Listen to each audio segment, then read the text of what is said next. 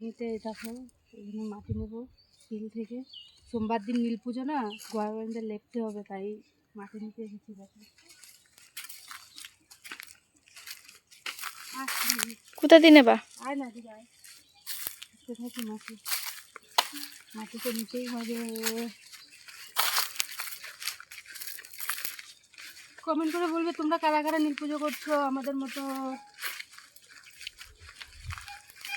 আজকে মনে হচ্ছে রোদ দেখে যে চৈত্র মাস, এই জন্য মনে হচ্ছিল না চৈত্র মাসের গরমটা বেশ বুঝতে পারছিলাম না, এবার বোঝা যাচ্ছে। পাট শাক যাই তোমরা সব পাট লাগাবি, পাট শাক এই যে সব পাট,